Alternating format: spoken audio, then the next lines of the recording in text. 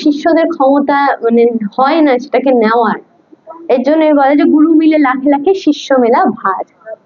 ঠিক আছে, তাই এটা এক ধরনের নেতা যে আমি দীক্ষা নিয়েছি যে আমি তো গুরুর থেকে বেশি জানি। এটা এক ধরনের নেতা। আর তৃতীয় নেতাকে, তৃতীয় ধরনের নেতা আরেকজন আছে, সেটা হচ্ছে গিয়ে অহংকারী নেতা। হয় বাই সামহাও হয়তো আমি কোনো একটা জায়গায় গেছিলাম, হয়তো গুরু সন্তদের অনেকের, আবার আমি দেখেছি কিছু কিছু, আমি মানে লাইফ এক্সাম্পল দিয়ে আমি কিছু কিছু দেখেছি যে কোনো একটা জায়গায় হয়তো পীঠস্থানে গেছিল, সেখানে হয়তো কোনো একটা গুরুর হয়তো কৃপা হয়েছিল বা কোনো একজন মহৎজনের মাথায় হাত দিয়ে যে ব্যাস আমার তো ব্রহ্মজ্ঞান খুলে গেছে। ঠিক আছে, তারপরে তাকে কিছু বলাই যায় না। আপনি জানেন আমার মাথায় কে হাত দিয়েছিল?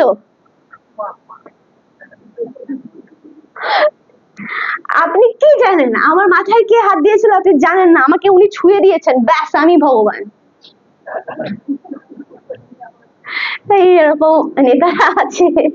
ঠিক আছে, আমরা আমি ক্ষমা চাইছি সবার কাছ থেকে, আমি একটুখানি মজা করে বোঝাই। হ্যাঁ, একটু মজা করে বোঝানোর চেষ্টা করি যাতে অ্যাটলিস্ট যেন তেন প্রকারে আপনাদের মাথায় এটা ঢোকে।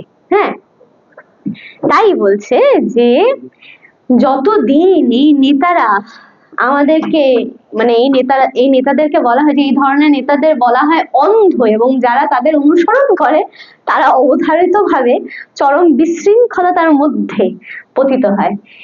এই সমস্ত নেতাদেরও কিছু থাকে, আবার মানে কিছু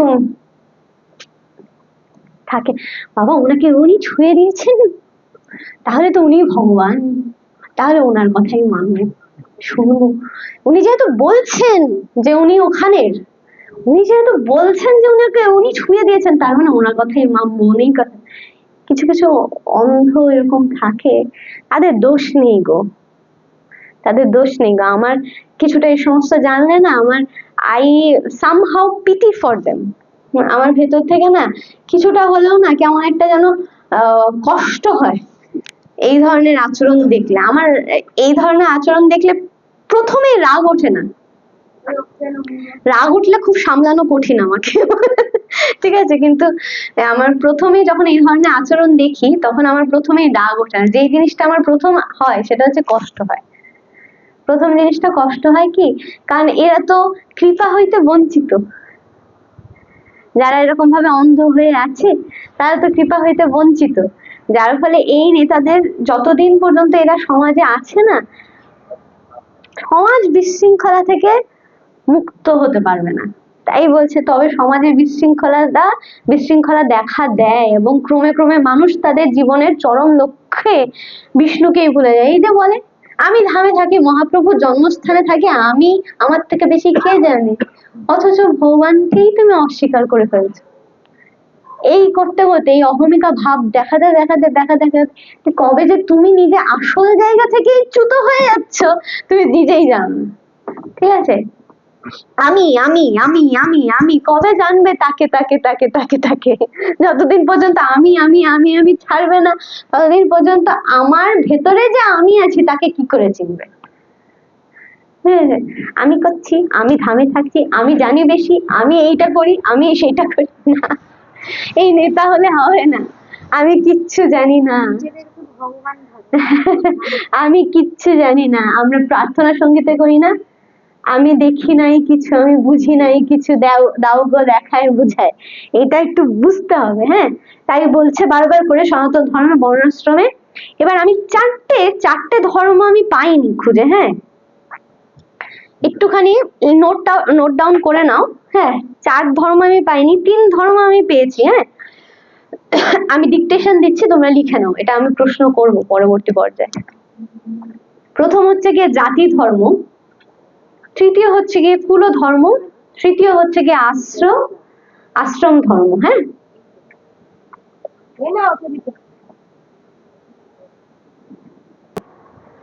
কারক এই সকল দোষে সনাতন জাতি ধর্ম, কুল ধর্ম ও আশ্রম ধর্মাদিও উচ্ছন্ন দেয়।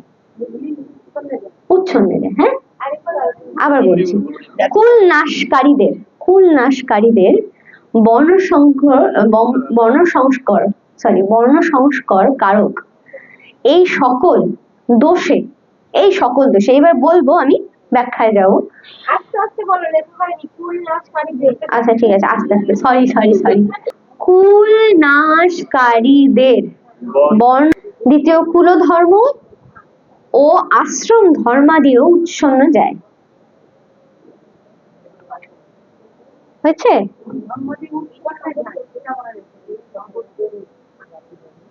এখান থেকে কিন্তু প্রশ্ন আসবে, আগে থেকেই বলে রাখছি। আবার বলছি, কুল নাশকারীদের বর্ণ সংস্কর কারক এই সকল দোষে সনাতন জাতি ধর্ম, কুল ধর্ম ও আশ্রম ধর্মাদিও উচ্ছন্নে যায়। ঠিক আছে?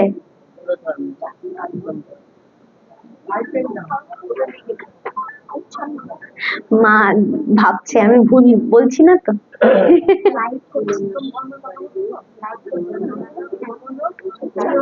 হ্যাঁ, এই যে ব্রহ্মচর্য,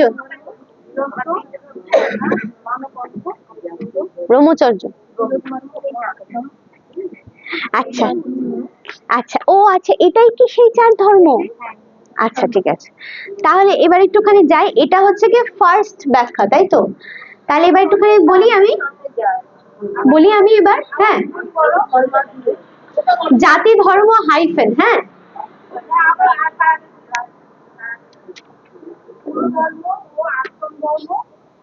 ও না, কুল ধর্ম ও আশ্রম ধর্মাদি ও উচ্ছন্নে যায়।